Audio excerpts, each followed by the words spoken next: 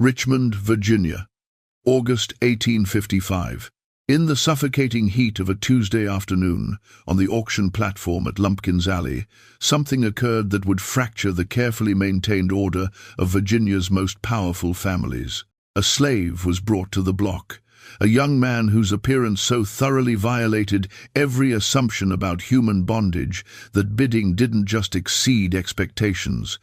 It stopped entirely for 17 full minutes, while grown men stood paralyzed, unable to form words, unable to process what they were witnessing. The price that finally broke the silence would reach $11,000, more than the cost of the entire auction house, more than some plantations sold for. The buyer, a man named Harrison Whitmore, would be dead within 3 weeks. His widow would vanish before his body was cold. And the beautiful slave who caused this catastrophe would trigger a sequence of events so disturbing that Richmond's newspapers would later conspire to erase entire days from their archives, creating gaps in history that remain unexplained to this hour. What was it about this particular slave that drove rational men to madness? What secrets surrounded his arrival in Richmond that powerful institutions spent decades trying to bury? Before we dive deeper into what became known among those who remember as the Richmond Horror, make sure you're subscribed and hit that notification bell. What you're about to hear has been deliberately hidden from history textbooks, and we need your help making sure these buried truths finally see light. Drop a comment telling us where you're watching from. We're building a community of people who refuse to let uncomfortable history stay buried. The truth begins not on the auction block, but 6 weeks earlier, in the mountains of Western Virginia, where something happened that no one could explain. The town of Lexington sits in the Shenandoah Valley, a place where old Virginia money goes to pretend the modern world doesn't exist. In July 1855, a traveling slave trader named Gideon Hale arrived there with a coffle of 12 slaves he'd purchased from failing farms in Kentucky. Hale was known for his cruelty even among men who made their living in human suffering. He worked alone, trusted no partners, and had a reputation for acquiring slaves through methods that other traders considered too dangerous or too immoral, even by their degraded standards. Hale checked into a boarding house on the edge of town, chained his slaves in the stable, and proceeded to drink himself into a stupor at the local tavern. This was his pattern. Buy low in Kentucky, sell high in Richmond, drink away the guilt in between. But that night, something changed. A woman appeared at the tavern. No one could later agree on her description. Some remembered her as elderly, others as middle-aged. Some said she wore black silk, others claimed simple homespun. But everyone remembered her eyes. Grey eyes that seemed to see through flesh to the corruption beneath. She sat down across from Gideon Hale and spoke to him for less than 5 minutes. No one heard what was said, but when she left, Hale sat motionless for nearly an hour, sweat pouring down his face despite the evening cool, his hands shaking so violently he couldn't lift his glass.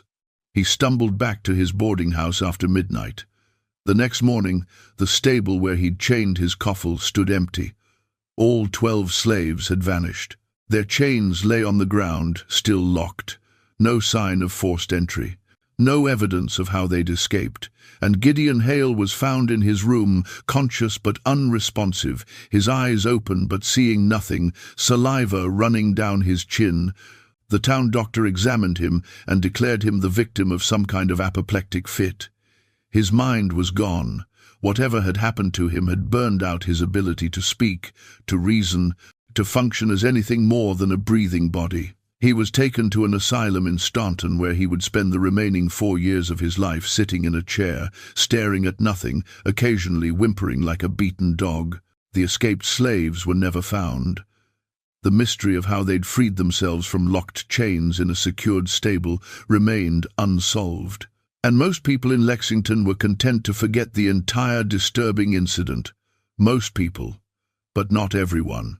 3 weeks after Hale's collapse, a slave appeared at the Richmond auction house of Pulliam and Slade. He arrived alone, walking through the front door at mid-morning, his wrists bound by simple rope, no chains, no handler, no documentation of ownership, James Pulliam, the senior partner, later described the moment of his arrival as the strangest experience of his 40-year career in the slave trade. The young man was perhaps 23 years old, tall and lean with skin that held a color somewhere between honey and amber, suggesting mixed ancestry, though not in the usual patterns. His features possessed a symmetry that seemed mathematically impossible. High cheekbones that caught light like sculpture, a jawline that could have been rendered by a master portraitist. Eyes of such an unusual color, a deep violet blue that appeared almost luminous in certain light, that Pulliam actually stepped backward when the young man looked directly at him. But it wasn't just the physical beauty, though that alone was extraordinary enough to draw attention. It was something else, a quality of stillness about him, a sense that he existed somehow outside the normal flow of time and circumstance. He moved with a grace that suggested noble breeding, yet his clothes were simple laborer's garments, worn but clean. He spoke when spoken to, his voice cultured and precise, yet he offered no explanation for his presence. No story of where he'd come from or who owned him. "Who sent you here?" Pulliam demanded, trying to reassert authority over this deeply unsettling situation. "I was told you would know what to do with me," the young man replied calmly. "Told by whom?" "By the woman in grey." Pulliam felt ice travel down his spine. He'd heard rumors from Lexington. Travelers, passing through Richmond, had spoken of the strange incident with Gideon Hale and the vanished slaves. The woman no one could clearly describe, and now this beautiful creature stood in his auction house claiming she'd sent him. "What's your name?" Pulliam asked, his voice barely steady. "My name is Josiah. Do you have papers? Documentation of ownership? A bill of sale?" Josiah smiled, and the expression carried such sadness that Pulliam felt ashamed without understanding why. "No papers, no ownership, nothing but what you see before you. Then you're a runaway. I should hand you over to the authorities. You could do that.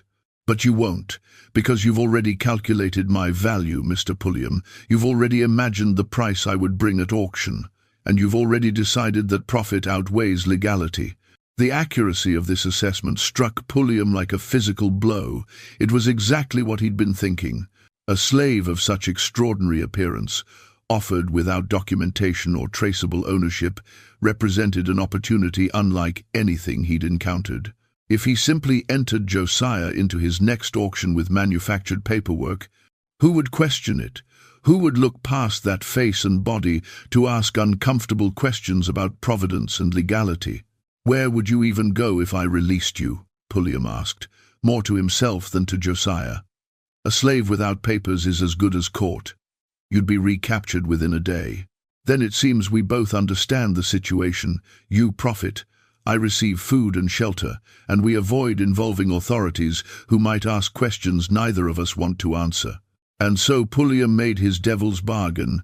He created false documentation claiming Josiah had been sold to him by a Kentucky farmer, forged a bill of sale with a practiced hand, and entered him into the upcoming auction scheduled for August 14th. He told his business partner, Samuel Slade, only that he'd acquired an exceptional piece of property that would bring unprecedented prices. He told no one about the mysterious circumstances of Josiah's arrival or the deeply unsettling conversation they'd shared. But word spread anyway. Word always spreads in Richmond when something extraordinary appears. Within days, whispers circulated through the city's elite circles. A slave of impossible beauty. A young man who looked like something from mythology rather than mundane reality. A once-in-a-lifetime acquisition for whoever had the means and the will to possess him. The Whitmore family heard these whispers at exactly the wrong moment in their declining fortunes. Harrison Whitmore had inherited his father's tobacco plantation 5 years earlier, with grand ambitions of expansion and modernization. Instead, he'd presided over steady decline, poor crop yields, bad investments in railroad stock, mounting debts to Richmond banks. His wife, Catherine, came from old Virginia money, but her family's wealth was tied up in land and reputation rather than liquid capital. The Whitmores maintained appearances through increasingly desperate measures, hosting lavish parties they couldn't afford, purchasing luxuries on credit, always one step ahead of creditors. Harrison's younger brother, Thomas, watched this decline with growing alarm. Thomas had none of Harrison's grand ambitions or Catherine's social pretensions. He managed the plantation's daily operations while his brother played gentleman farmer in Richmond. He understood exactly how close they were to complete financial collapse, and he'd been arguing for months that they needed to sell assets, reduce expenses, admit their limitations before disaster became unavoidable. But Harrison wouldn't listen. Harrison believed in appearances, in the power of reputation to overcome material reality. And when he heard about the extraordinary slave being offered at Pulliam and Slade, he saw opportunity rather than risk. A slave of such remarkable appearance would be the ultimate status symbol, proof that the Whitmore family still commanded resources, still deserved their place among Virginia's elite.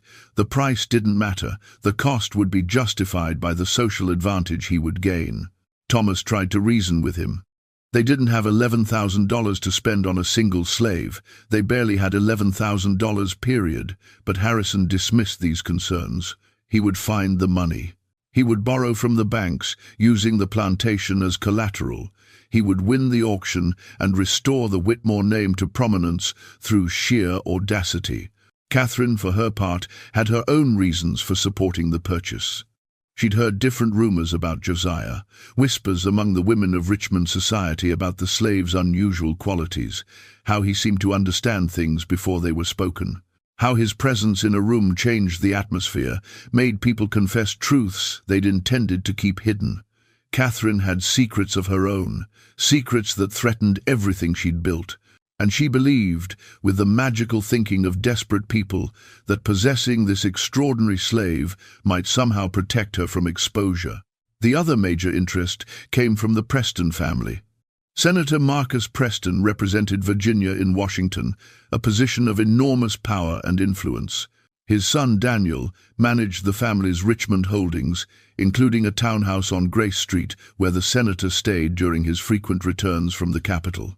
Daniel had recently married a Philadelphia heiress named Elizabeth, bringing much-needed capital into the Preston family coffers. But the marriage was troubled. Elizabeth found Virginia society stifling and backward. She hated the slavery that surrounded her, made no secret of her abolitionist sympathies, and had already threatened to return to Philadelphia and take her fortune with her. Daniel, desperate to salvage his marriage and maintain access to Elizabeth's money, thought the beautiful slave might serve as a peace offering, something so rare and valuable that even Elizabeth's moral objections might be overcome by the aesthetic appeal. He imagined presenting Josiah as essentially a work of art rather than a laborer, a household ornament that would demonstrate the Preston family's refined taste rather than their participation in human bondage. It was twisted logic born of desperation, but Daniel believed it absolutely. As August 14th approached, James Pulliam realized he'd created something far more dangerous than a simple high-value auction. The interest in Josiah had taken on an obsessive quality. Multiple wealthy families had made private inquiries. Offers of advance purchase at premium prices, thinly veiled threats about what might happen if they didn't win the bidding. The situation had escalated beyond normal commercial competition into something darker, something that felt like violence waiting for an excuse to manifest. Pulliam tried to manage the situation by establishing strict auction rules. Each bidder would be required to show proof of funds before participating. Bidding would be conducted in a private room rather than the public block. Only serious buyers with verified resources would be admitted. But these precautions, intended to prevent chaos, would prove entirely inadequate for what was coming. The night before the auction, Josiah requested to speak with Pulliam privately. The auction house owner found him in the holding room, sitting on a simple cot, his hands folded calmly in his lap. In the lamplight, his beauty seemed even more pronounced, almost painful to witness directly. "You know what's going to happen tomorrow," Josiah said quietly. "Not a question, a statement." "I know there will be substantial bidding," Pulliam replied carefully. "I expect to see a final price that will satisfy all parties." That's not what I mean. You know there will be violence. You've felt it building. Men don't spend $11,000 on a slave without rage and desperation driving them. Whatever happens tomorrow will destroy someone, probably multiple people, and you'll bear responsibility for facilitating it. Pulliam felt anger rise in him. I'm conducting legitimate business. If wealthy men want to compete for valuable property, that's their affair. I didn't create the circumstances that brought you here. Didn't you? Josiah's violet eyes fixed on him with unsettling intensity. You chose to proceed without questioning where I came from. You chose to forge documentation rather than investigate my origins. You chose profit over conscience, Mr. Pulliam. And tomorrow you'll see where that choice leads. What are you? Pulliam whispered, voicing the question that had haunted him for weeks. You're not like other slaves. You're not like anyone I've ever encountered. What really happened in Lexington with Gideon Hale? Who is the woman in grey? Josiah smiled that sad smile again. Some questions answer themselves, Mr. Pulliam. Pay attention tomorrow. Watch what happens when men try to possess what was never meant to be owned. You'll understand everything then. The conversation left Pulliam deeply shaken. He returned to his office and spent hours reviewing the forged documentation he'd created, searching for some flaw that might provide excuse to cancel the auction. But the papers were perfect. He'd been too skilled at his forgery. And more practically, cancelling now would enrage the wealthy families who'd already committed to bidding. He was trapped by his own greed into seeing this through to whatever conclusion awaited. August 14th arrived with oppressive heat and air so thick it felt like breathing water. The auction was scheduled for 2 o'clock. By noon, the Whitmore, Preston, and 3 other wealthy families had assembled at Pulliam and Slade, each accompanied by lawyers and financial agents, each determined to win regardless of cost. Harrison Whitmore arrived with documents showing he'd mortgaged his entire plantation. Every acre, every building, every slave he currently owned, all offered as collateral for a loan that would give him the liquid capital to bid without limit. Thomas had refused to attend, making his disgust with this insanity clear. But Catherine accompanied her husband, dressed in her finest silk, ready to witness their family's salvation or destruction. Daniel Preston brought bank drafts worth $15,000, the maximum he'd been able to extract from Elizabeth's trust without her direct authorization. She didn't know he was here. She didn't know he was about to spend her inheritance on a human being. He planned to present Josiah to her as an accomplished fact, believing she would accept it once confronted with the reality. The other bidders represented various degrees of wealth and desperation. A cotton factor named Williams, who saw Josiah as an investment that could be resold to northern collectors for even higher prices. A widow named Mrs. Ashford, whose interests seemed to go beyond commercial considerations into territory that made even the other bidders uncomfortable. And a quiet man named Graves, who offered no explanation for his presence, but whose eyes held a cold calculation that suggested purposes no one wanted to examine too closely. At exactly 2 o'clock, Josiah was brought into the private auction room, and for 17 full minutes, no one spoke, no one moved. They simply stared at him with expressions ranging from awe to hunger to something approaching fear. The reality of his presence exceeded every description they'd heard. He stood on the raised platform in simple clothing, his hands unbound now, his posture relaxed but dignified. And he looked at each bidder in turn with those violet eyes that seemed to see through flesh to the desperations and corruptions beneath. James Pulliam finally broke the silence, his voice strained. "Gentlemen, ladies, we'll begin bidding at $1,000. $5,000. Harrison Whitmore said immediately, his voice tight with need. $7,000, Daniel Preston countered without hesitation. $9,000, Mrs. Ashford said, her eyes never leaving Josiah's face. The bidding escalated with terrifying speed. 10,000, 11,000, 12,000. The amounts being thrown out exceeded rational assessment of value. This was no longer commerce. This was something else. Something dark and consuming. 15,000, the quiet man named Graves said calmly. Final offer. The room went silent. $15,000 for a single slave. The amount was obscene. It exceeded the combined annual income of most Virginia families. For a brief moment, it seemed the auction would end with Graves as the winner. But Harrison Whitmore wasn't done. His face had gone red, sweat pouring down his temples, his hands shaking. He looked at Catherine, who nodded almost imperceptibly, giving permission for the family's complete destruction. And Harrison said, in a voice that sounded like it came from somewhere beyond rational thought, $20,000. The shock in the room was absolute. James Pulliam actually gasped. Daniel Preston made a sound like he'd been struck. Even Josiah, who'd maintained perfect composure, showed the faintest flicker of what might have been pity.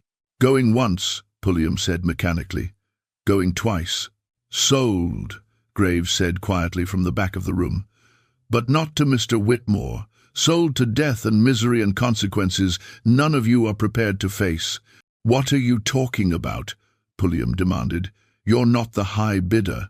I'm not bidding at all, Mr. Pulliam. I'm simply observing. And what I observe is that this young man was correct. Watch what happens when men try to possess what was never meant to be owned. The lesson is about to begin. And with that cryptic statement, Graves walked out of the auction room, leaving behind a group of people who'd just witnessed something that made no sense. A bidder who'd bid $15,000 only to walk away when beaten. A stranger who'd spoken like he knew secrets about Josiah that no one else understood. An atmosphere of wrongness so thick it was almost visible. But the auction was complete. Harrison Whitmore had won with his insane bid of $20,000. The paperwork was signed with shaking hands. The money transferred through bank drafts that would take weeks to fully clear, but were accepted on the Whitmore family's name and collateral. And Josiah became, at least on paper, the legal property of a man who'd just destroyed himself to possess him. What Harrison Whitmore didn't know, what none of them knew yet, was that the auction was not the end of this story. It was barely the beginning. And the terrible education Graves had mentioned was about to commence in ways that would haunt Richmond for decades. Harrison Whitmore brought Josiah to the family estate that same evening, riding in a closed carriage as if transporting something too precious or too dangerous to expose to public view. The plantation house stood 7 miles outside Richmond, a columned mansion that had represented Whitmore prosperity for 3 generations. Now it represented debt so massive that $20,000 added to existing obligations meant the family owed more than the entire property was worth. Thomas was waiting on the front portico when they arrived. He'd heard about the auction results from a messenger who'd ridden ahead. His face held an expression beyond anger, beyond disgust, something closer to grief. "You destroyed us," Thomas said flatly as Harrison helped Josiah down from the carriage. "For a pretty face, you traded away 3 generations of family legacy. I hope you're satisfied." "You'll understand when you see him properly," Harrison replied, his voice carrying a manic edge. "When society sees what we've acquired, when they realize the Whitmores can still command resources that others can only dream of." "Society will realize we're bankrupt madmen," Thomas interrupted. "That's what they'll realize. We can't make the loan payments, Harrison. Even with perfect crop yields, we couldn't service the debt you just incurred. You've condemned us to foreclosure." Catherine stepped between them, her expression carefully composed. "What's done is done. Fighting about it won't change anything. We'll adapt. We'll find a way forward." But as she spoke, her eyes kept drifting to Josiah, who stood quietly observing this family drama with that unsettling calm. And for just a moment, Catherine felt something shift inside her chest, a sensation like ice water spreading through her veins, a certainty that bringing this beautiful creature into their home had invited something far worse than financial ruin. Josiah was given a room in the main house, not in the slave quarters. Harrison insisted on it, claiming he wanted his investment close and secure. But the decision created immediate tension among the estate's other slaves. Who was this newcomer that he warranted treatment reserved for family? What made him so special that normal rules didn't apply? The head house slave, an older woman named Ruth who'd served the Whitmores for 40 years, confronted Thomas about it that night. "That boy ain't natural," she said bluntly. "I seen him for just a minute when they brought him in, and I'm telling you, Mr. Thomas, there's something wrong about him. The way he looks at people, like he can see right through to your soul and find every sin you've tried to hide. He's just a slave, Ruth. An expensive one, but still just property. No, sir. He ain't just anything. You mark my words. That boy is going to bring death to this house. I feel it in my bones. Death and revelation and judgment." Thomas wanted to dismiss Ruth's concerns as superstition, but he'd felt it too when he looked at Josiah. That sense of wrongness, of something operating according to rules that had nothing to do with the normal order of things. He'd spent his entire life on this plantation, had been raised among slaves, had managed human property as casually as managing livestock. But Josiah made him deeply uncomfortable in ways he couldn't articulate. That first night, strange things began happening. Small things at first. A mirror in the hallway that cracked from corner to corner, despite no impact or temperature change. 3 clocks in different rooms that all stopped at the same moment, 3:17 a.m.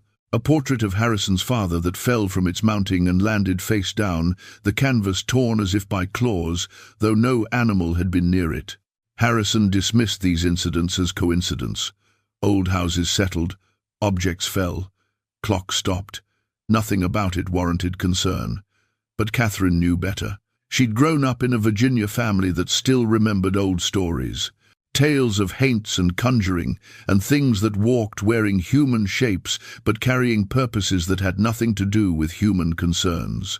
She tried to speak with Josiah the next morning, finding him in the garden where he'd been given permission to walk. He stood among the roses, touching their petals with long fingers, his expression meditative. "Who are you really?" Catherine asked without preamble. "And don't tell me you're just a slave. I've seen slaves my entire life. You're something else." Josiah turned to her with those violet eyes, and Catherine felt her breath catch. "What do you want me to be, Mrs. Whitmore? A victim you can pity? A possession you can display? A judgment you can fear? I want the truth. The truth is, you already know. You've known since the moment you agreed to let Harrison purchase me. You understood this would end badly. But you let it happen anyway because you thought maybe, just maybe, my presence would distract from your own secrets, that people would be so focused on the mysterious, beautiful slave that they wouldn't notice what you've been hiding." Catherine's face went pale. "What are you talking about?" "The letters, Mrs. Whitmore. The ones you've been burning in your bedroom fireplace, the correspondence with a certain gentleman in Charleston. Your husband thinks you burn old receipts and meaningless papers. He doesn't realize you've been conducting an affair for the past 2 years.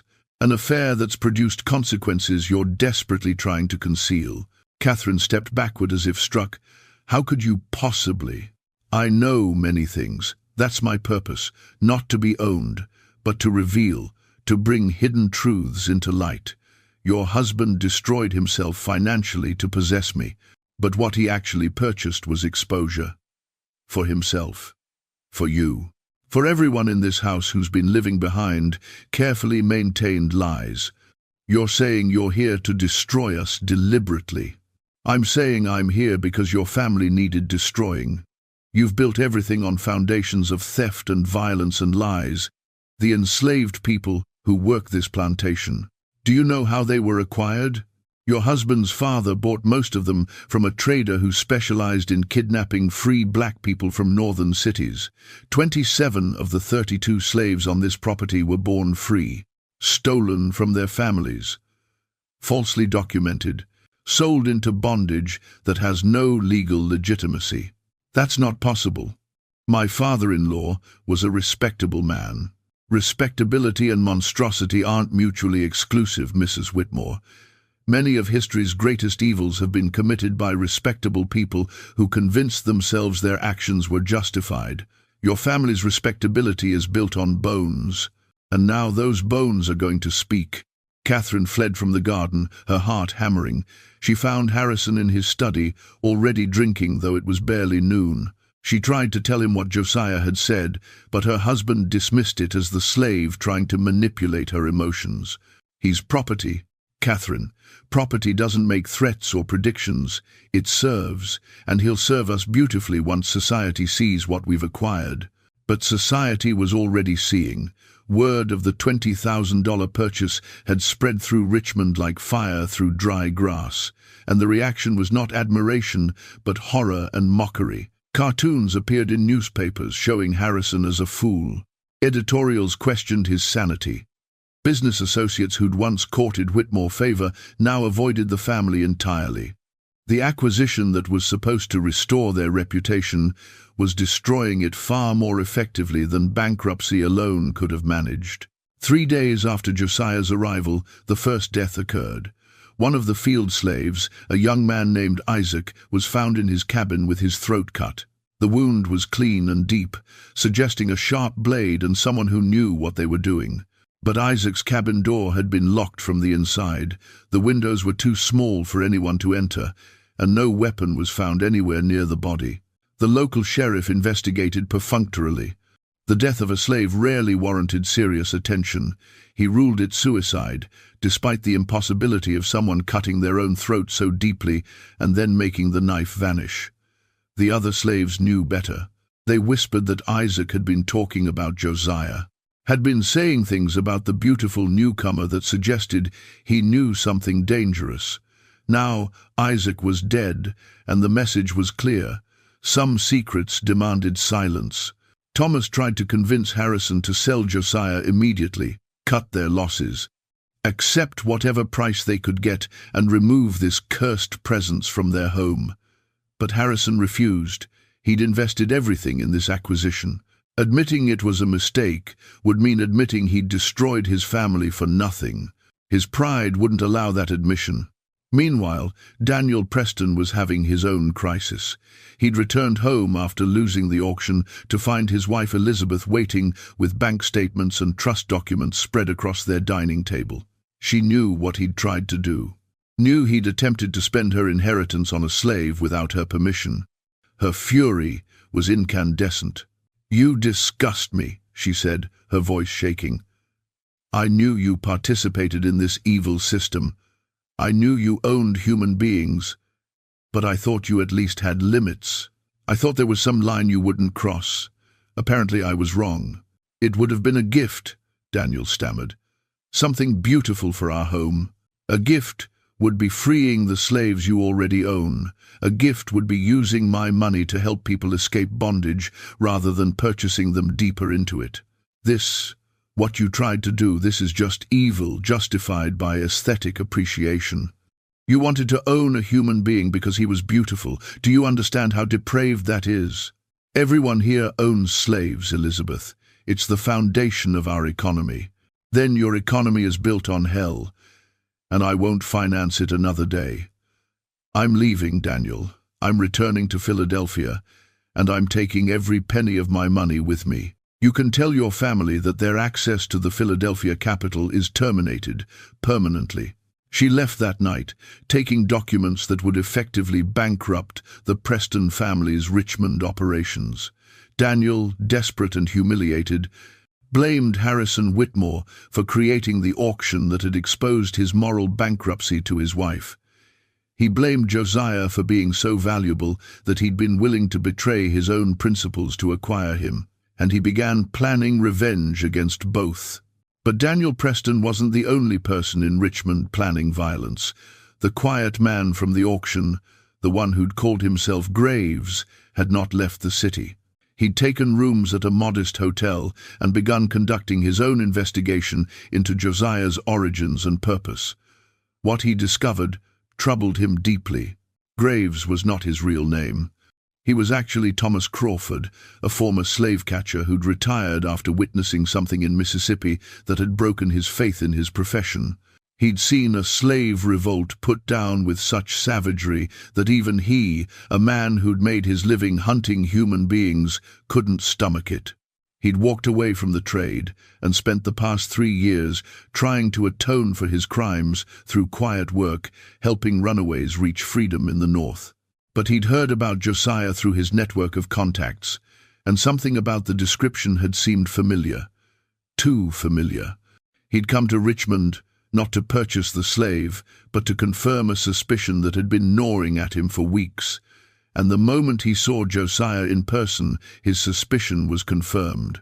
5 years earlier, Crawford had been hired to track a runaway slave in South Carolina, a young woman who'd escaped from a Charleston plantation.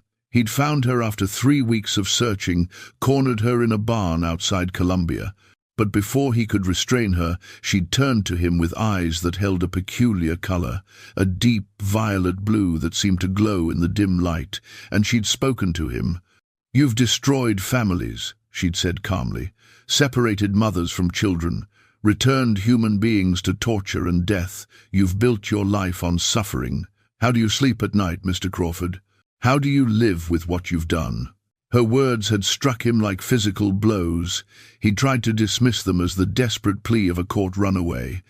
But something in her voice, in her eyes, had pierced through his professional detachment to the conscience he'd thought long dead. He'd let her go that night, had falsified his report, claiming she'd drowned crossing a river, and he'd never taken another slave-catching job. Now he'd seen those same violet eyes in a young man at a Richmond auction, different face, different gender, but unmistakably the same presence. The same unsettling quality of seeing through surface reality to the rot beneath. And Crawford understood that something far stranger than simple slave trading was occurring in Richmond. He began making quiet inquiries about the woman in grey who'd appeared in Lexington before Gideon Hale's collapse. About other incidents across Virginia and the Carolinas where slave traders had suffered mysterious fates. About a pattern of events that suggested someone or something was systematically targeting the infrastructure of human bondage. What he discovered suggested a campaign that had been ongoing for years. Dozens of slave traders dead, insane or mysteriously retired, hundreds of slaves vanished without trace. A ghost moving through the South, leaving chaos in her wake. And always, in the aftermath, reports of a woman in grey. A woman whose description varied, but whose eyes remained constant. Violet blue, seeing everything, judging everything, and finding the guilty wanting. Crawford didn't believe in supernatural explanations. He'd seen too much of human cruelty to think the universe required anything beyond natural evil. But he also couldn't explain what he was observing with purely material reasoning. Something was happening in Richmond. Something that centered on the beautiful slave who should never have been brought to auction, and Crawford feared the resolution would be catastrophic. On the 8th day after Josiah's arrival at the Whitmore estate, Harrison began showing signs of mental deterioration. He stopped sleeping, claiming he heard voices whenever he closed his eyes. Voices speaking in languages he didn't understand, but that filled him with inexplicable dread. He stopped eating, saying food tasted like ash in his mouth. His hands developed a tremor that grew steadily worse until he could barely sign his name. Catherine watched her husband's decline with growing terror. She tried to get Josiah removed from the house, even offered to arrange his sale at a massive loss, but Harrison refused every suggestion.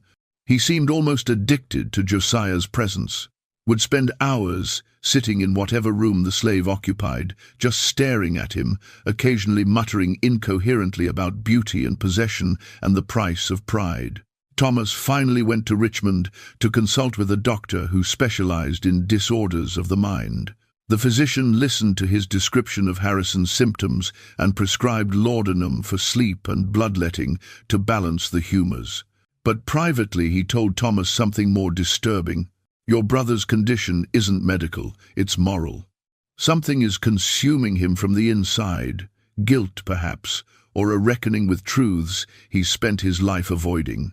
I've seen this before in men who've committed great evils and suddenly found themselves unable to maintain the psychological barriers that let them function despite their crimes. The mind turns on itself. It's quite fascinating from a medical perspective, but also quite deadly. Most patients in this state don't survive more than a few weeks. What can I do to help him? Remove whatever triggered the crisis. If it was acquiring this slave, then the slave must go, immediately, before the condition becomes irreversible. But when Thomas returned to the estate with this advice, he found Harrison sitting in the drawing room, with Josiah standing behind his chair like a beautiful angel of death. And Harrison, in a moment of terrible clarity, looked at his brother and said, "It's too late, Thomas. I understand that now.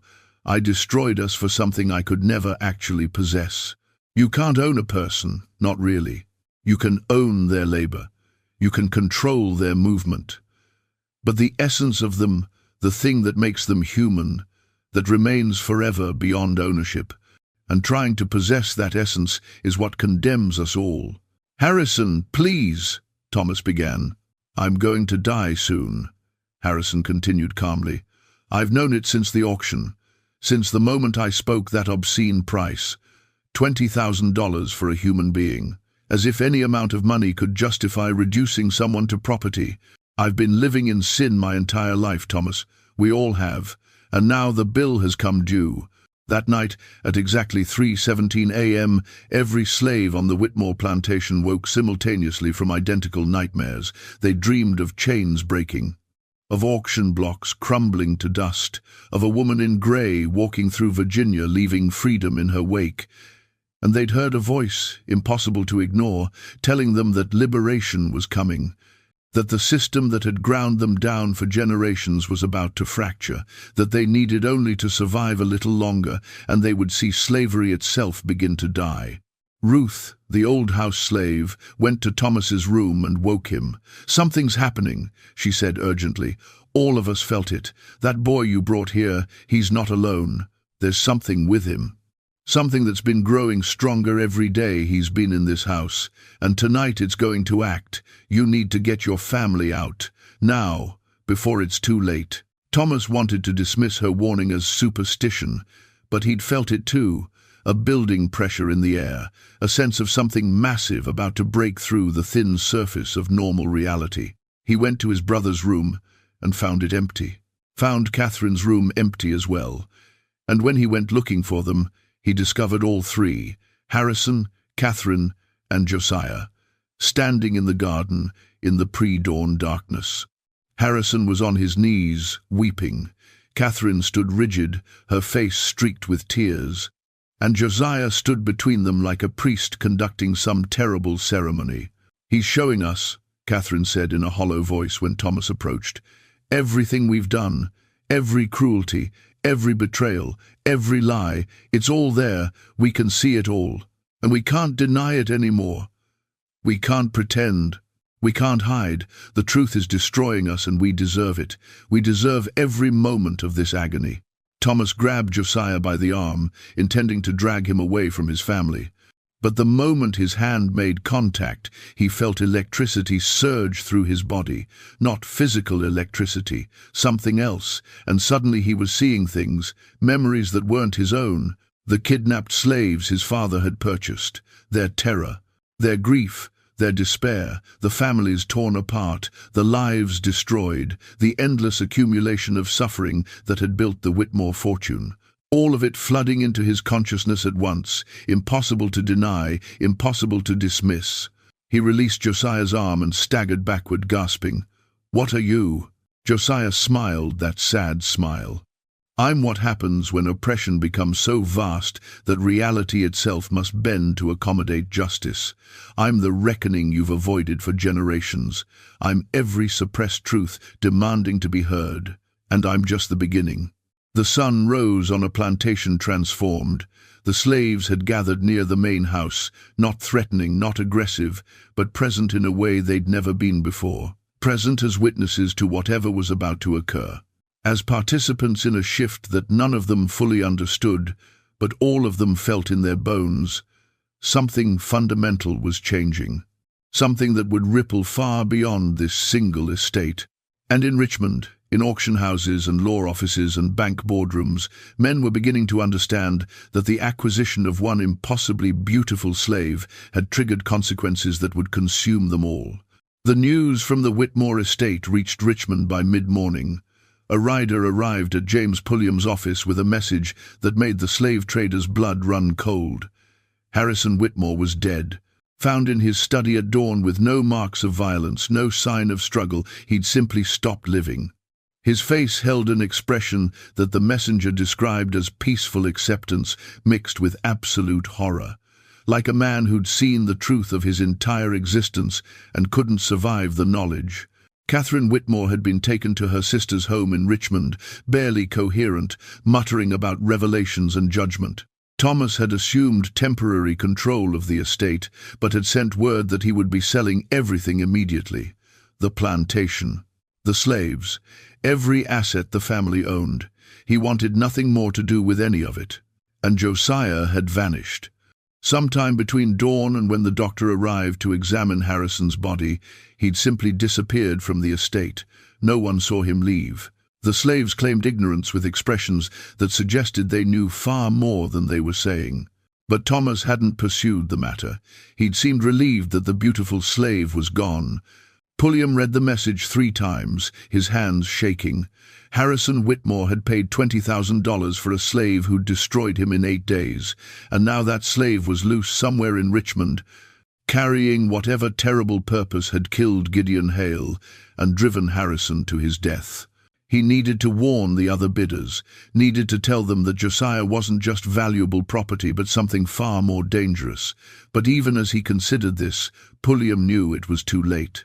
The forces set in motion by that auction couldn't be stopped by warnings or precautions. Something fundamental had shifted, and Richmond's elite would pay the price for their participation in human bondage. Daniel Preston learned of Harrison's death while preparing documents to declare bankruptcy. Elizabeth's departure had taken with it the capital that kept his family's Richmond operations solvent. Without her money, the Preston holdings couldn't service their debts. Everything would have to be sold. The townhouse on Grace Street, the shares in 3 textile mills, even his father's collection of rare books that represented generations of Preston scholarship. But Daniel found himself unable to care about financial ruin. Something else was consuming him. Ever since the auction, he'd been having dreams, vivid nightmares where he saw himself from outside his body, saw himself as others must see him, a man who'd been willing to purchase a human being as a gift to placate his abolitionist wife. The moral grotesqueness of that attempt had been invisible to him in the moment. But now, he couldn't stop seeing it, couldn't stop understanding that he'd been willing to compromise every principle to maintain access to money and status. The night after Harrison's death, Daniel woke to find someone standing at the foot of his bed. In the darkness, he could make out only a silhouette, but he knew immediately who it was. "You're here to kill me," Daniel said, surprised by his own calm. Josiah's voice came from the darkness. "I'm not here to kill anyone, Mr. Preston. That's not my purpose. I'm here to show you the truth. What you do with that truth is your choice." Light flared as Josiah lit the bedside lamp. In the warm glow, his beauty was almost painful. Daniel looked at him and felt the full weight of what he'd tried to do, attempted to purchase this person, reduce him to property. All to salvage a marriage already destroyed by Daniel's own moral bankruptcy. "How did you get in here?" "The doors are locked. Locks are physical barriers. What I am moves beyond such limitations. I told you at the auction, Mr. Preston, watch what happens when men try to possess what was never meant to be owned. You're watching now. Your marriage ended. Your fortune vanished. Your father's reputation about to be destroyed when it becomes public knowledge, how you attempted to misuse your wife's trust fund. My father had nothing to do with my decisions. Your father built his political career on maintaining the slavery system. He's voted for every law that strengthened bondage, opposed every measure that might have granted freedom. He's been complicit in the suffering of millions of people, and you've followed his path perfectly, both of you choosing power and comfort over justice. Both of you telling yourselves that politics is just politics, that personal moral responsibility doesn't apply to systemic evil. Daniel felt tears running down his face. "I didn't understand. I swear I didn't see." "You understood perfectly. You simply chose not to let understanding affect your behavior. That's different. That's worse, actually. Ignorance can be educated, but willful blindness, that requires a crisis to break through. And you're in that crisis now, Mr. Preston. The question is whether you'll emerge from it changed or destroyed. Josiah walked to the window and looked out at Richmond's sleeping streets. This city built its wealth on stolen lives, he said quietly. Every mansion, every cobblestone, every chandelier, in every drawing room, all of it funded by human suffering. The enslaved people who were bought and sold here number in the hundreds of thousands over the decades, and each one was a complete human being with hopes and dreams and potential that was crushed to serve other people's greed. He turned back to Daniel. Your wife understood that. She tried to make you understand, but you couldn't hear her because hearing would have required changing, and change was too expensive. Well, the bill has come due anyway. You'll lose everything regardless. The only choice now is whether you lose your soul along with your fortune. After Josiah left, slipping out of the locked room as impossibly as he'd entered, Daniel sat in bed for hours. His mind churned through memories. Every slave auction he'd attended, every human being he'd casually owned. Every time he'd justified the system because dismantling it would be inconvenient. The weight of it crushed down on him like physical pressure, and he understood exactly why Harrison Whitmore had died. The truth, fully faced, was unbearable. But Daniel chose differently than Harrison. At dawn, he began writing letters to his father, explaining that he would no longer represent the family's interests in Richmond, that he was withdrawing from Virginia society entirely. To his wife, acknowledging everything he'd done wrong and asking not for forgiveness, but simply for her to know he finally understood.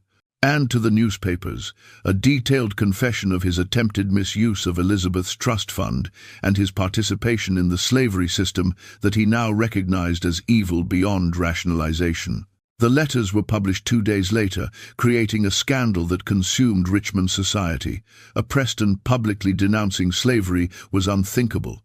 The family's reputation shattered overnight. Senator Marcus Preston suffered a stroke upon reading his son's confession and would never fully recover. The political career he'd built over 3 decades ended in disgrace. But Daniel felt something like peace for the first time in years. He'd lost everything. But in losing everything, he'd found the beginnings of a conscience that wasn't compromised by self-interest. Meanwhile, Thomas Crawford was piecing together information that suggested a pattern far larger than anyone had realized. He'd tracked down records of slave trader deaths across 5 states over 7 years. Each death preceded by reports of a mysterious woman, each death leaving behind freed slaves and destroyed business operations. And in 3 cases, reports of a young person matching Josiah's description appearing briefly before vanishing again. Crawford found a former slave trader in Petersburg who'd survived an encounter with the woman in grey. The man, named Hoskins, had retired from the trade 5 years earlier and now ran a modest dry goods store. He'd refused to discuss what happened for years, but Crawford's persistence finally broke through his silence. She came to me at night, Hoskins said, his voice barely above a whisper. I was sleeping in a warehouse full of slaves I'd just purchased, planning to take them to market in Norfolk the next day. I woke to find her standing over me. Grey dress, grey hair, but those eyes, Lord, those eyes. Like looking into every sin you've ever committed reflected back at you. Crawford leaned forward. What did she do to you? She touched my forehead with one finger, just one touch. And I saw everything, every slave I'd ever bought or sold, every family I'd separated, every person who died because of my actions. I saw a mother throwing herself off a ship in the Middle Passage after I'd purchased her in Charleston. I saw a man hang himself in a barn after I'd sold his wife to a different owner. I saw children beaten and starved and worked to death on plantations where I'd delivered them, all of it. Years and years of suffering, and I was responsible for every moment. Hoskins was crying now, tears running down his weathered face. I begged her to kill me, told her I couldn't live with what I'd seen, but she said death was too easy. She said I had to live with the knowledge, had to carry it every day, had to let it change me or let it destroy me. Those were my choices. And the slaves in your warehouse? Gone when I woke the next morning. Every chain unlocked, every door open. They vanished like they'd never existed. And I never traded in human flesh again. I couldn't. Every time I even thought about it, I'd see those visions, feel that weight. I moved here, started over, tried to live a life that wasn't built on suffering. Crawford asked the question that had been haunting him. The young man with violet eyes. Was he with her? Hoskins nodded slowly. He appeared twice. Once in South Carolina when she freed a group of slaves from a holding facility. Once in Georgia when a trader named Morton had an accident that left him paralyzed. Different ages in each sighting. Like he was growing up across these years. But the same presence, the same purpose. Which is what? What's their purpose? Justice, Hoskins said simply. Not revenge. Not random violence. Justice. They target the infrastructure of slavery, the traders, the auction houses, the financial systems that profit from human bondage. They're dismantling it piece by piece. And they're using truth as their weapon, making people see what they've been part of, what they've supported, what they've ignored. Crawford left Petersburg with more questions than answers. If what Hoskins described was accurate, then Josiah and the woman in grey represented something unprecedented. A force moving through the South, specifically targeting slavery's mechanisms. But why Richmond? Why the elaborate auction? Why allow himself to be sold to Harrison Whitmore, only to kill the man days later? The answer came to Crawford in a flash of understanding. Richmond wasn't the target. The auction wasn't about Josiah being sold. It was about gathering Richmond's elite in one room, about making them compete for him, about getting them to reveal the depths of their depravity through their bidding. The auction was a trap designed to expose who would pay the most to own another human being, and everyone who participated had been marked. Crawford began tracking the other bidders. Mrs. Ashford, the widow who'd bid $9,000. She'd suffered a house fire that destroyed half her mansion but killed no one. The fire had started in her study, where she kept documentation of illegal slave purchases dating back decades, all of it consumed, her wealth largely destroyed. But she survived. Williams, the cotton factor who'd seen Josiah as an investment opportunity. He'd been ruined by a series of mysterious business failures. Ships sinking, warehouses flooding, contracts cancelling for no apparent reason. Within 2 weeks of the auction, he'd gone from wealthy to bankrupt. And the quiet man, Graves, who Crawford now knew, had been speaking the truth at the auction, sold to death and misery. Graves had been warning them, had understood what they were too blind to see. Crawford needed to find Josiah, not to capture him, but to understand the full scope of what was happening. Because if this pattern continued, if every person complicit in slavery became a target for these impossible reckonings, then the entire South was about to experience a crisis that would make political tensions look trivial by comparison. He found Josiah in the last place he expected, at the African church on Broad Street, sitting in a back pew during evening services. Crawford slipped into the pew beside him, and Josiah turned to him with those unsettling violet eyes. "Mr. Crawford, I wondered when you'd find me. I need to understand what's happening here, what you are, what your purpose is. I'm a catalyst, an instrument of truth. The woman you've been investigating, she's been working for years to undermine slavery from within, freeing individuals, destroying traders. But she understood that individual actions weren't enough. The system is too vast, too entrenched, so she needed something bigger, a demonstration that would shake the foundations of slaveholder society. The auction. The auction. Bring together the wealthiest, most powerful men in Richmond. Make them compete to own someone. Let them reveal their true nature through their bids, and then show them what they really are. Hold a mirror up to their souls and force them to see the monsters reflected back. Some, like Harrison Whitmore, can't survive that revelation. Others, like Daniel Preston, might find redemption, but all of them are changed, and change ripples outward. You're trying to end slavery through individual conversions? Josiah shook his head. I'm trying to plant seeds of doubt, to crack the certainty that lets good people participate in evil systems. Slavery won't end because of what I do. It will end because of economic forces and political movements, and eventually war. But when those forces arrive, will this region be ready? Will the people here be capable of imagining a different world? That depends on whether enough of them have been forced to see the truth of what they've been part of. Crawford was silent for a long moment. Then he said, "People are going to come looking for you. Dangerous people, people who understand you're a threat to their entire way of life. Let them come. The more they react, the more they reveal. Every act of violence against me proves my point about the system they're defending. Every attempt to recapture me demonstrates the cruelty they're willing to employ. I'm not afraid of them, Mr. Crawford. They should be afraid of the truth." That night, 5 of Richmond's leading citizens met in secret at the home of Charles Pembroke, a judge who'd presided over numerous cases enforcing fugitive slave laws. They'd all heard about Harrison Whitmore's death. All understood that something unprecedented was happening, and all recognized that Josiah represented an existential threat to their social order. "We need to eliminate him," Pembroke said bluntly. "I don't care how we do it, but that slave cannot remain at large. He's destabilizing everything." "He's not a normal runaway," another man replied. "Samuel Torrance, owner of Richmond's largest slave auction house. He's organized somehow, connected to something bigger. The woman in gray that people keep mentioning.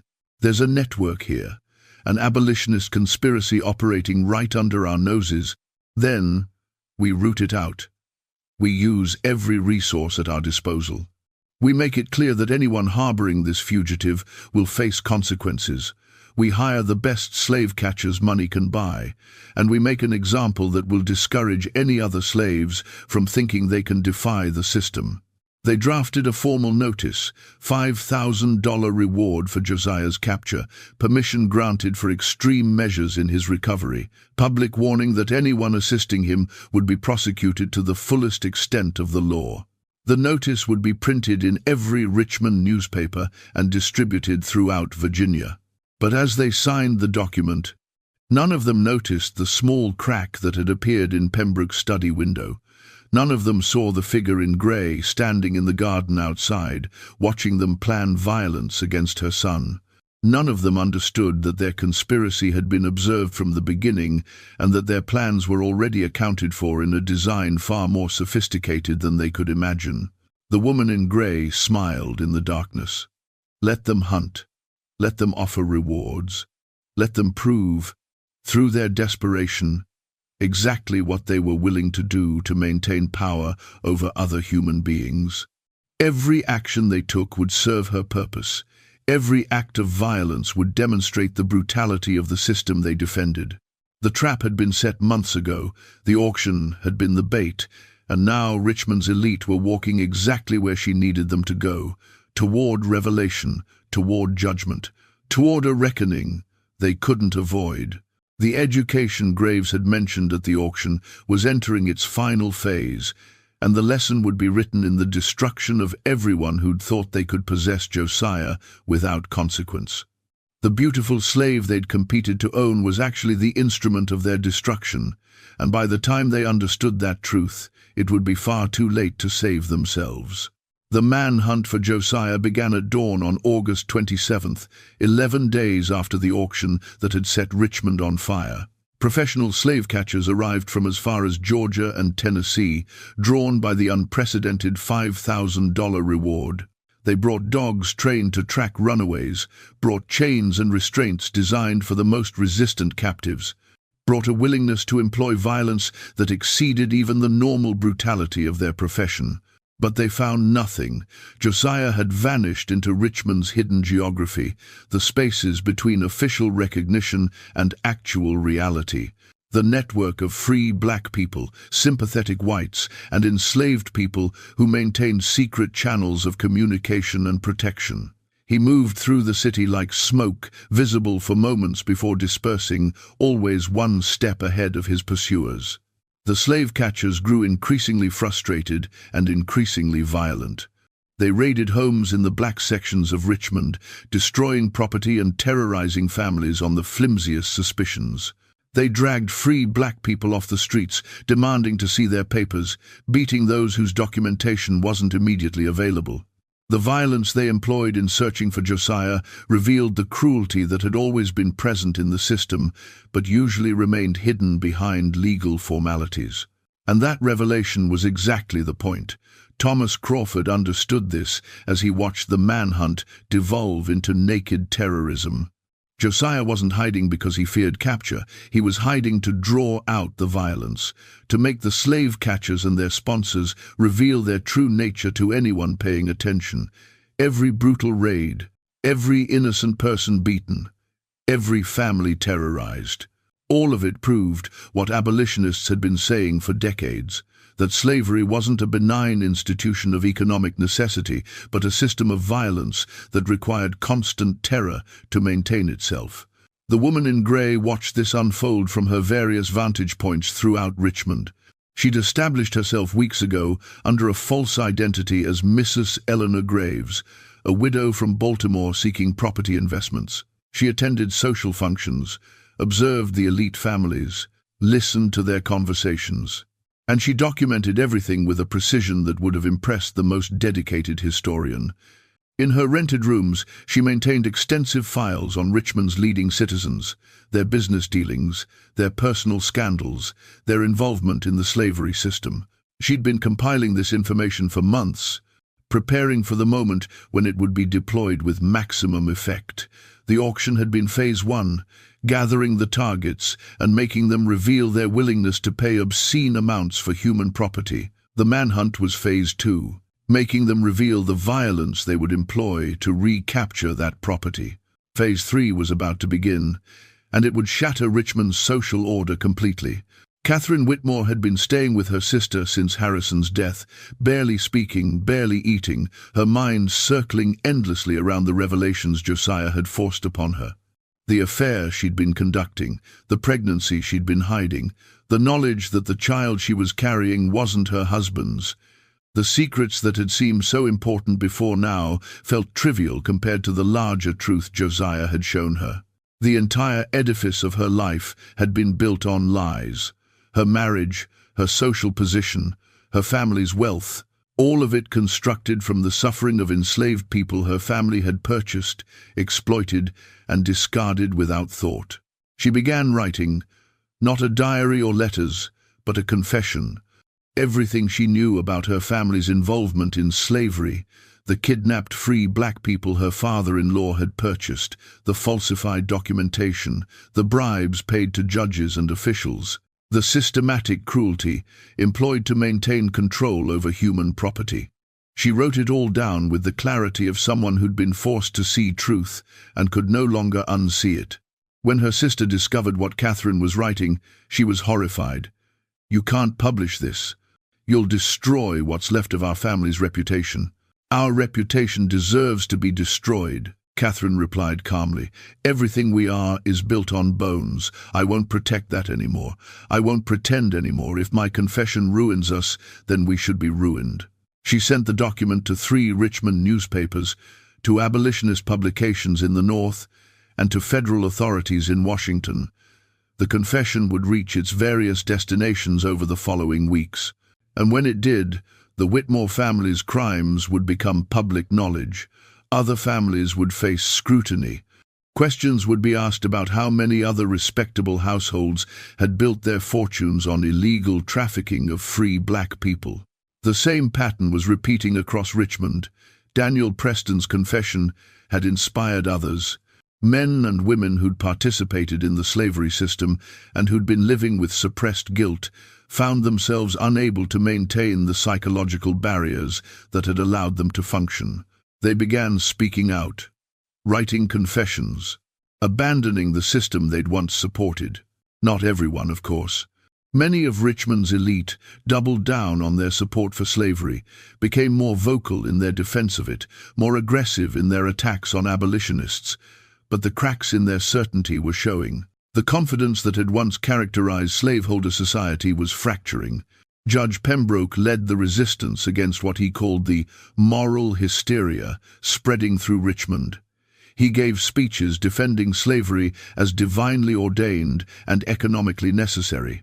He published editorials attacking those who'd begun to question the system, and he used his judicial authority to prosecute anyone he suspected of harboring Josiah or assisting his escape.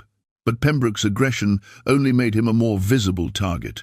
Thomas Crawford began investigating the judge's history and discovered connections to some of the worst abuses of the slavery system. Pembroke had presided over cases where free black people had been declared slaves based on the flimsiest evidence. He'd enforced fugitive slave laws with a cruelty that exceeded legal requirements. He'd financially profited from his position through bribes and kickbacks from slave traders. Crawford compiled this information and passed it to Mrs. Eleanor Graves, who added it to her growing documentation of Richmond's corruption. The trap was closing around Pembroke and the others who'd tried to organize the manhunt. On September 3rd, exactly 18 days after the auction, Josiah appeared publicly for the first time since Harrison Whitmore's death. He walked into Judge Pembroke's courtroom during a trial where a captured runaway slave was being prosecuted. Josiah sat in the gallery among the spectators and simply watched the proceedings with those violet eyes that seemed to strip away all pretense. The slave on trial, a woman named Sarah who'd escaped from a plantation outside Richmond, stood silently as Pembroke prepared to render judgment. The evidence against her was overwhelming. She'd been caught 10 miles outside the city, clearly attempting to reach the north. The penalty for her escape would be public whipping and sale to a buyer in the deep south where escape would be nearly impossible. Pembroke was delivering his sentence when he looked up and saw Josiah sitting in the gallery. The judge stopped mid-sentence. His face went pale, his hands began to shake. Every person in the courtroom turned to look at what had caught his attention and saw the beautiful young man who'd become the object of an obsessive manhunt. The slave catchers who'd been stationed at the courthouse rushed toward Josiah, but he stood calmly and spoke in a voice that carried to every corner of the room. "Judge Pembroke, would you like to tell everyone here about the 14 free black people you've declared slaves over the past 5 years, about the bribes you've accepted from slave traders, about your financial stake in the auction house that profits from human trafficking?" Pembroke's face turned from pale to red. "Guards, seize that fugitive immediately." But before anyone could reach him, Josiah continued, "Or should we discuss what happened to the Thompson family? How you ruled them slaves despite documentation proving their freedom. How they were sold south and you received $200 for facilitating the transaction." The gallery erupted in murmurs. Josiah's accusations were specific enough to ring true. People began looking at Pembroke with new suspicion. The judge's authority, built on decades of apparently impartial service, cracked under the weight of these revelations. "He's lying!" Pembroke shouted. "He's a fugitive slave making desperate accusations." "Then examine your records," Josiah said calmly. "Check the cases I've mentioned. You'll find the irregularities. You'll see the pattern. Unless you've destroyed the evidence, which would itself be telling, wouldn't it?" The slave catchers reached Josiah, but as they grabbed his arms, something extraordinary happened. The woman in grey appeared at the courtroom door, not entering, just standing at the threshold, and when she raised one hand, every chain in the courtroom shattered simultaneously. The manacles on Sarah, the restraints on 2 other slaves being held for trial. Even the decorative chain that held a chandelier crashed to the floor in a cascade of broken links. The courtroom dissolved into chaos. People screamed and fled. The slave catchers released Josiah and backed away, suddenly terrified of forces they couldn't understand. And in the confusion, Josiah, Sarah, and the other freed slaves walked out of the courtroom with the woman in grey, disappearing into Richmond streets, while behind them Judge Pembroke collapsed behind his bench, clutching his chest. his authority shattered beyond repair. Thomas Crawford witnessed the entire incident from the gallery. He'd been tracking Josiah and had anticipated he might appear at Pembroke's court. But what he'd seen exceeded any natural explanation. Chains didn't simply break simultaneously. That required either coordination beyond anything he'd witnessed, or something that transcended normal physical laws. He followed the group at a distance as they moved through Richmond's streets. They didn't run or hide. They walked openly, and somehow no one stopped them. It was as if people simply didn't see them, or saw them but couldn't quite process what they were witnessing. Crawford recognized this as the same quality Josiah had possessed since the auction. The ability to be present yet somehow outside normal perception. They led him to a warehouse near the James River. Crawford waited outside for several minutes before deciding to enter. Inside, he found not just Josiah and the woman in grey, but dozens of other people, freed slaves from various estates, free black people who'd been helping with the underground network, and several white Richmonders who'd secretly opposed slavery despite the social costs. The woman in grey stood at the center of this group, and when Crawford entered, she turned to him with eyes that held the same violet-blue color as Josiah's, mother and son, clearly. The family resemblance went beyond eye color to something deeper, a shared quality of seeing beyond surface reality to the mechanisms beneath. "Mr. Crawford," she said, her voice gentle but carrying absolute authority. "I'm glad you found us. We've been hoping you would." "Who are you really?" Crawford asked. "What are you?" "I'm exactly what I appear to be, a woman who lost her son to slavery and spent 7 years getting him back. But I'm also something more, a catalyst for change, an instrument of truth. Call me Eleanor. That's the name I've chosen for this work. The things I've seen, the chains breaking, Josiah's ability to move through the city unseen, that's not natural." Eleanor smiled. "Isn't it? Chains have always been psychological as much as physical, Mr. Crawford. What you saw today was simply the physical manifestation of a truth that's always existed. Slavery is built on illusions. The illusion that some people can own others, the illusion that bondage is natural and permanent, the illusion that the system can't be challenged. Break those illusions, and the physical chains break as well." Crawford wanted to dismiss this as mystical nonsense, but he'd seen too much to maintain comfortable rationality. "What happens now? Pembroke will rally every resource against you. Richmond's elite won't forgive what you've done." "They'll try to strike back," Eleanor agreed. "That's expected, necessary even, because every act of violence they commit proves our point about the system they're defending. Every persecution demonstrates the cruelty required to maintain slavery. They can't win, Mr. Crawford. They can only reveal themselves." Over the next 2 weeks, Richmond experienced what later historians would call the September Crisis, though contemporary accounts would be heavily censored and manipulated. A wave of slave escapes unlike anything seen before. Dozens of enslaved people simply walking away from their owners, moving through the city in broad daylight, somehow evading capture despite the massive manhunt efforts. Simultaneously, documents began appearing throughout Richmond, posted on walls, left on church steps, distributed through mysterious channels.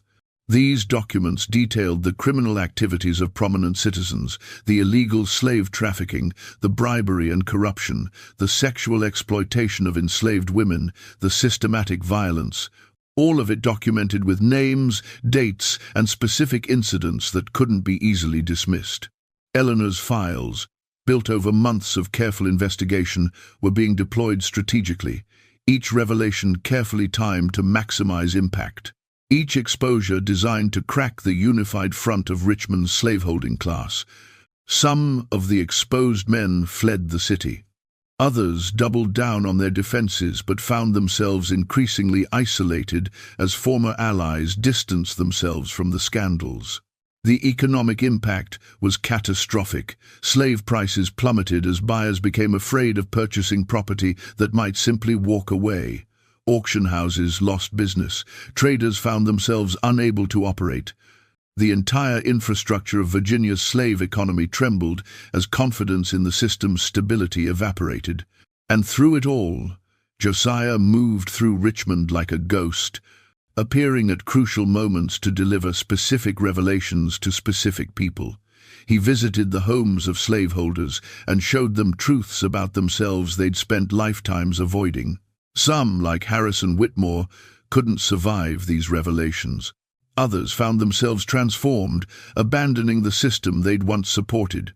If you're intrigued by stories of resistance and hidden history, by narratives that reveal uncomfortable truths about the past, you'll find more buried stories like this here on The Sealed Room. We specialize in the histories that powerful institutions tried to erase. Subscribe and join us in bringing these suppressed truths back to light.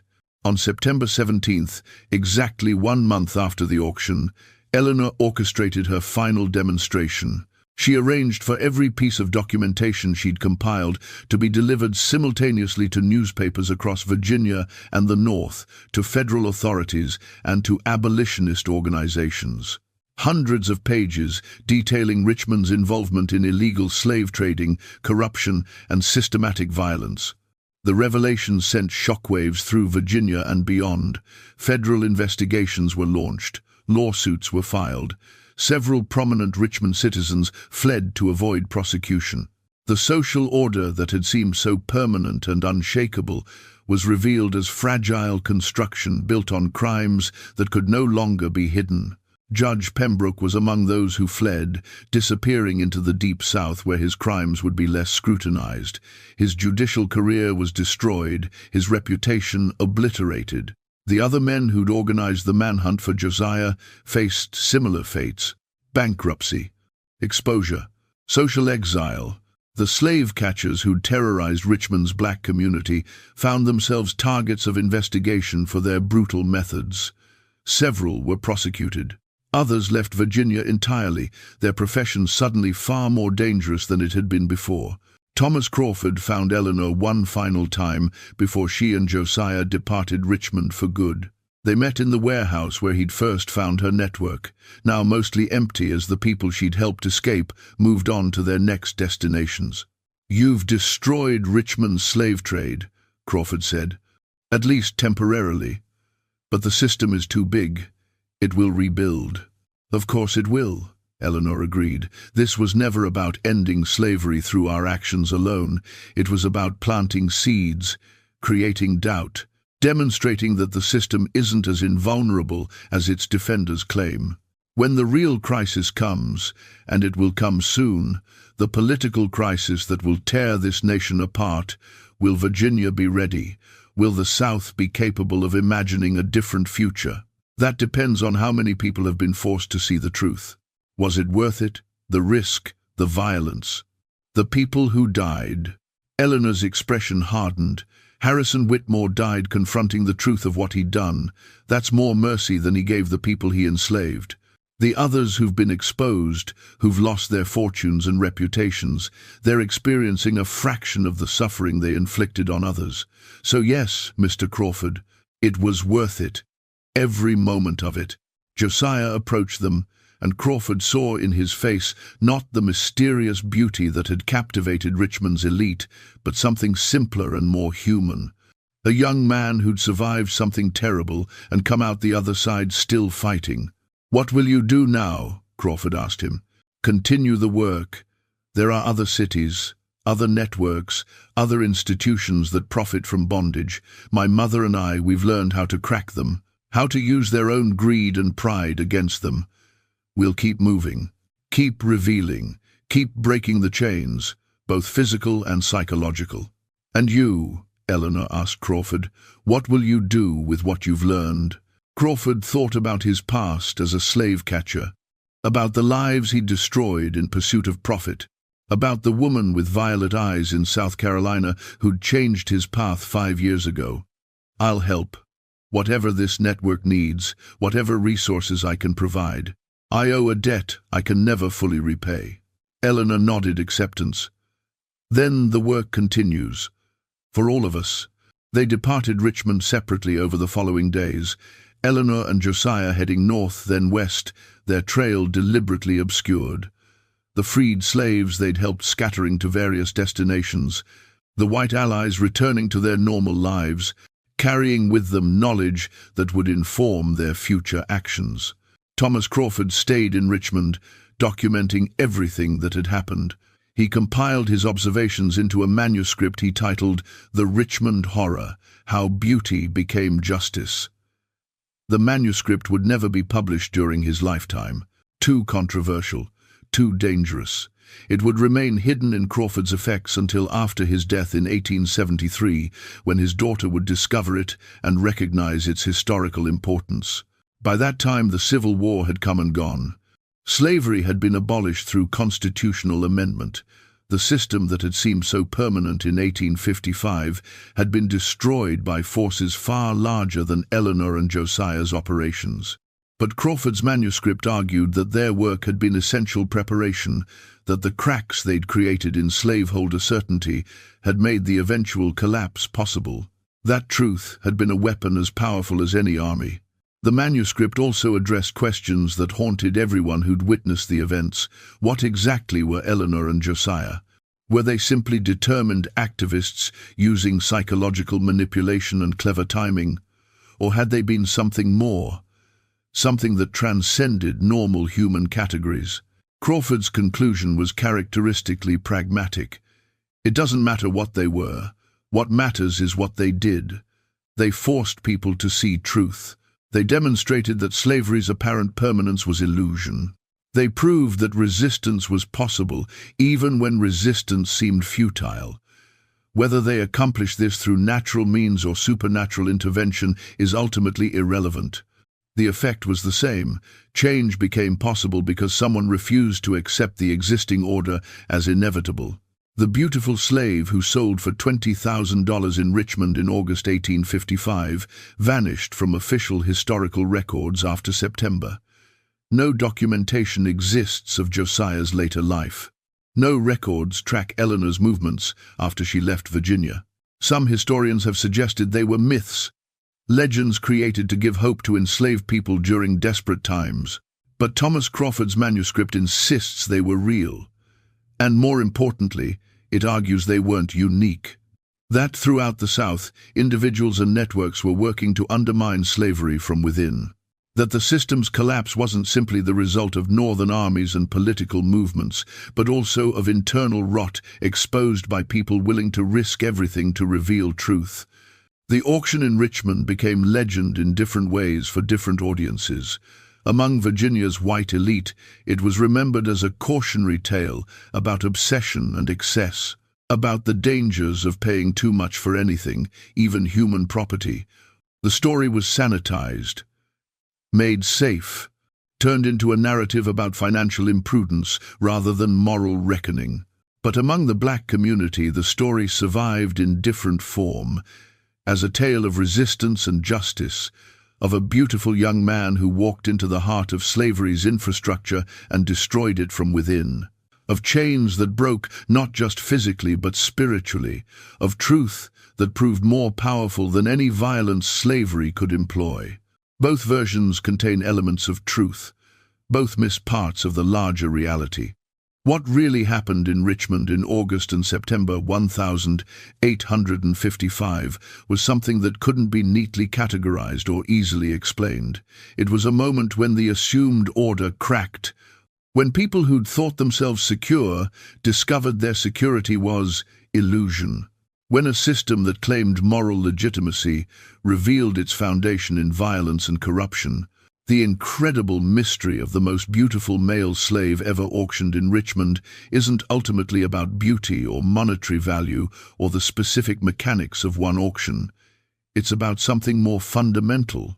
It's about the price of moral complicity, the cost of participating in evil systems, the reckoning that comes, inevitably, for those who value profit and status over human dignity. Every person who bid on Josiah revealed something about themselves through their bidding. Every person who participated in his manhunt demonstrated the violence they were willing to employ to maintain control over other human beings. And every person who faced the truth he forced upon them had to make a choice: change or be destroyed, adapt or cling to dying certainties. Richmond survived the September crisis, but it was changed. The confidence that had characterized Virginia's slaveholding class was permanently damaged. Questions that had been unthinkable became speakable. Doubts that had been suppressed found expression. The city limped toward civil war 5 years later, already fractured by internal contradictions that Eleanor and Josiah had helped expose. And somewhere in the north, a beautiful young man with violet eyes and his determined mother continued their work. Moving through cities, identifying targets, using truth as their weapon, breaking chains wherever they found them, creating cracks in slavery's foundation that would widen until the entire edifice collapsed. That's the real mystery.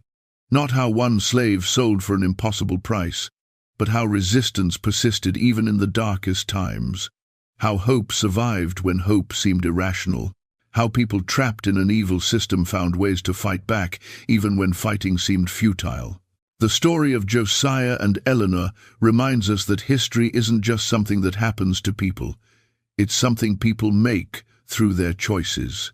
That systems of oppression, no matter how powerful they appear, contain within them the seeds of their own destruction. That truth, once revealed, can never be fully suppressed again.